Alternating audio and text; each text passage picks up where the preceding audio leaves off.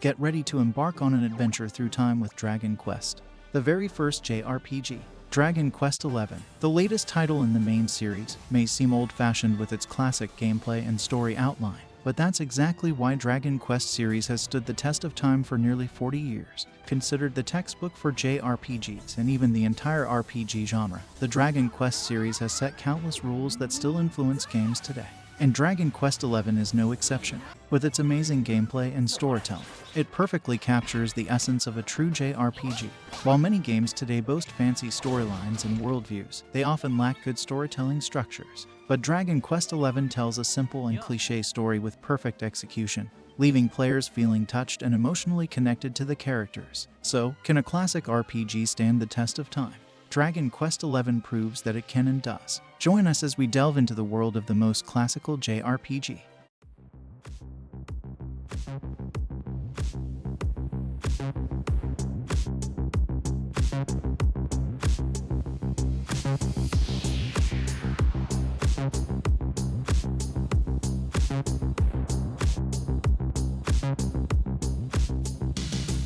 Gamers Agido.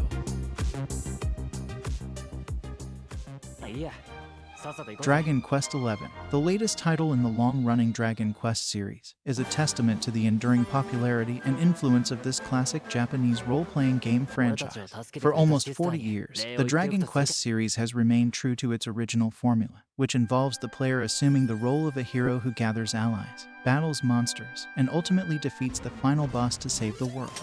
While many other RPG franchises, such as Final Fantasy, have evolved and adapted to changing tastes and technology, Dragon Quest has remained steadfast in its dedication to its roots. However, that's not to say that the series has been completely resistant to change. In fact, the developers of Dragon Quest IX once tried to revolutionize the franchise by introducing a multiplayer action RPG game, but eventually reverted back to the traditional turn-based combat, when the Japanese audience expressed their preference for the classic formula. Nevertheless, the Dragon Quest series continues to innovate and expand, as evidenced by the success of spin-off games like Dragon Quest Builders. As one of the most beloved and influential RPG franchises of all time, Dragon Quest and its latest title, Dragon Quest XI, are must-plays for any fan of the genre. Alright, let's talk about two game mechanics that I personally love in DQ11, the pep powers and the equipment crafting system. While both of them are not entirely unique, similar mechanics can be found in other games. However, they still provide a lot of fun and add much interest to this game.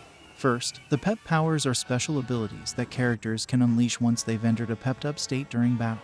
This state temporarily boosts their stats and abilities, allowing them to perform powerful pep powers that require specific combinations of party members. These pep powers range from healing and buffing abilities to devastating attacks that can turn the tide of battle in your favor. With over 80 pep powers available in the game, each with its unique animation, trying to perform every one of them can be a fun and rewarding experience. Pep powers are a new and exciting addition to the Dragon Quest series, and mastering them can greatly enhance your gameplay. Keep an eye out for when your party members become pepped up and experiment with different combinations of characters to unleash the full potential of your pep powers. Let's take a look at some of funny pep power animations.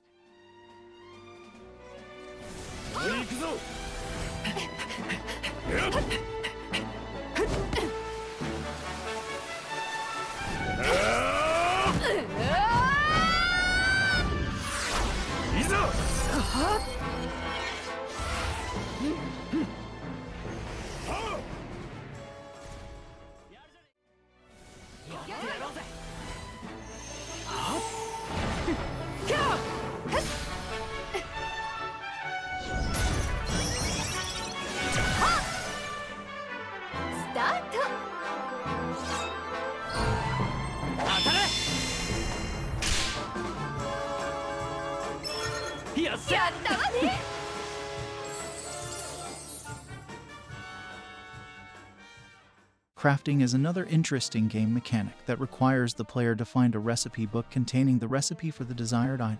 These recipe books are scattered throughout the game world, often as rewards for completing quests or defeating bosses. Once the player has obtained the recipe book, they must gather the required materials by exploring and battling enemies. After collecting the recipe and materials, the player must head to a forge and select the item they want to create or upgrade. The forge will prompt the player to choose the materials and the amount of gold they wish to spend on the crafting process. Once the player has made their selections, the crafting process begins. To forge an item successfully, the player must hammer on specific spots until the meter fills up to the green zone.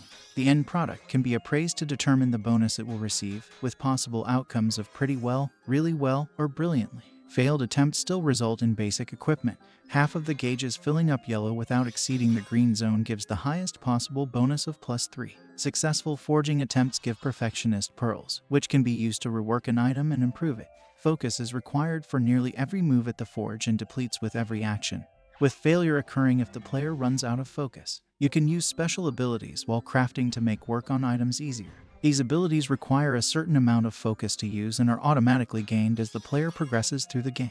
Choosing the best special abilities for the item being worked on is important to avoid mistakes. Crafting in Dragon Quest XI is a well-designed and addictive game mechanic. The required focus points for crafting weapons or armor are always calibrated to match the player's experience level. The choice of special skills is crucial, as it's necessary to optimize the use of focus points. The difficulty in successfully crafting +3 equipment is finely balanced, motivating players to try repeatedly until they succeed.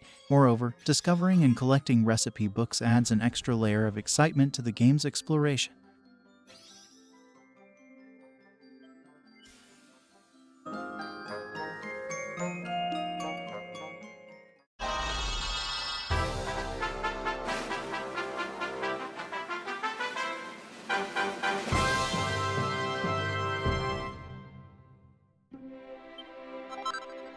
Okay, next I will share my personal review of this game, divided into story, gameplay, music, visuals, and replayability. First, let's talk about the story. The story is definitely one of the strengths of the Dragon Quest series, and Dragon Quest XI is no exception. The story follows a traditional, mainstream, and well-established formula, where you play as a hero gathering partners to become stronger and defeat the evil boss to save the world. Initially, I thought the story was just okay, nothing special. However, after defeating what I thought was the final boss, I found out that the story was not over yet. It was just the start of the real story, and it was then that I finally realized the meaning behind the title of the game, Echoes of an Elusive Age. I won't go into too much detail to avoid spoilers, but I must say that the storytelling is just amazing. It is incredibly difficult to make a cliché story interesting, engaging, and immersive, but Dragon Quest XI made it.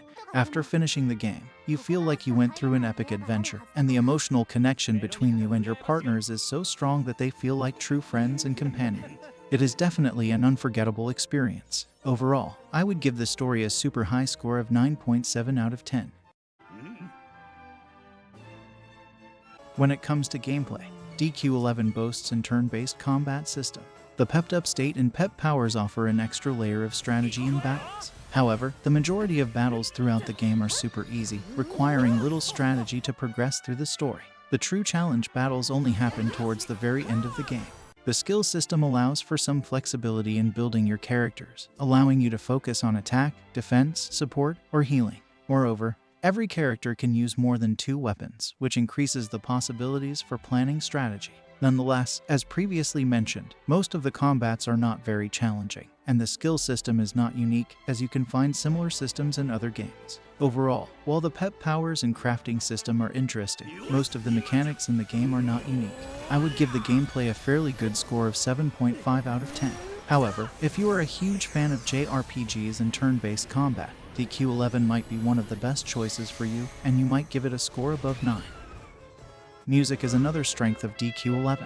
The music in DQ11 is composed by Koichi Sugiyama, who has composed music for many of the Dragon Quest games. The game features a wide range of musical styles, from upbeat and catchy battle themes to somber and emotional tracks that perfectly capture the mood of the story. One of the most impressive features of the music in DQ11 is the use of orchestral instrumentation, which imbues the game with a grand and epic feel. The music is also expertly integrated into the gameplay, with different tracks playing in different areas to help set the mood and create a sense of atmosphere. Another notable aspect of the music in DQ11 is the use of leitmotifs, recurring musical themes that are associated with certain characters or locations in the game. This adds an extra layer of depth to the soundtrack and helps to create a sense of continuity throughout the game.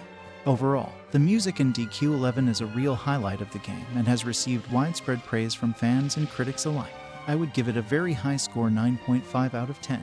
For me, good music is an essential component of a great game, as it can enhance the emotional connection between the player and the story and characters. The music in DQ11 certainly achieved this, and even after finishing the game.